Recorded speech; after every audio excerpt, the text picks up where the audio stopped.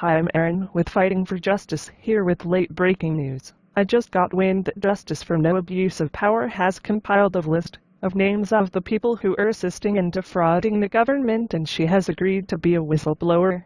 Defrauding the government carries a higher jail sentencing time than gang-stalking. 18 U.S. Code 286, conspiracy to defraud the government with respect to claims. Whoever enters into any agreement, combination, or conspiracy to defraud the United States, or any department or agency thereof, by obtaining or aiding to obtain the payment or allowance of any false, fictitious or fraudulent claim, shall be fined under this title or imprisoned not more than 10 years, or both.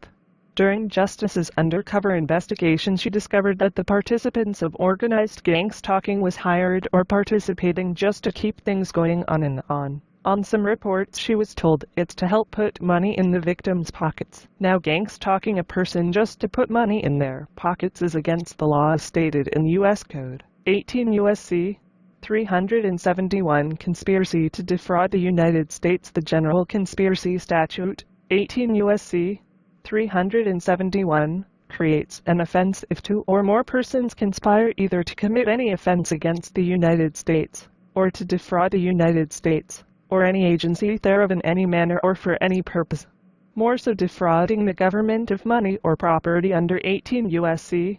371. The act of defrauding the government of money or property may take many forms, including the inducement of payment for services or supplies not provided, or provided at inflated prices for work for which the government is not responsible.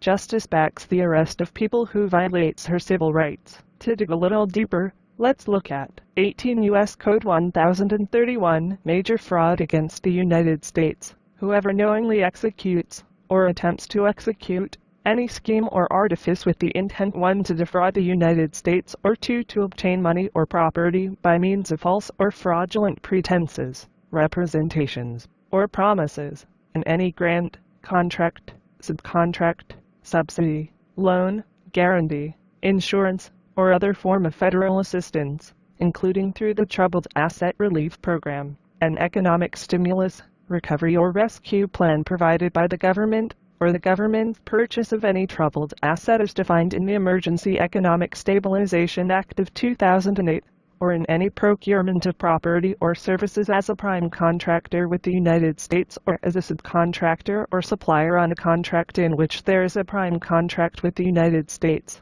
if the value of such grant, contract, subcontract, subsidy, loan, guarantee, insurance, or other form of federal assistance, or any constituent part thereof, is 1 million or more, shall, subject to the applicability of subsection C of this section, be fined not more than 1 million, or imprisoned not more than 10 years, or both.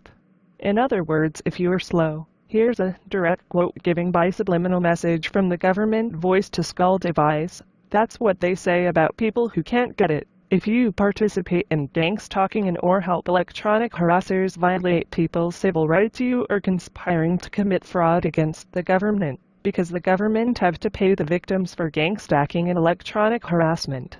And if the government have to pay victims because you have nothing else better to do with yourself besides gang-stalk and harass people, they will in return convict you for costing them money.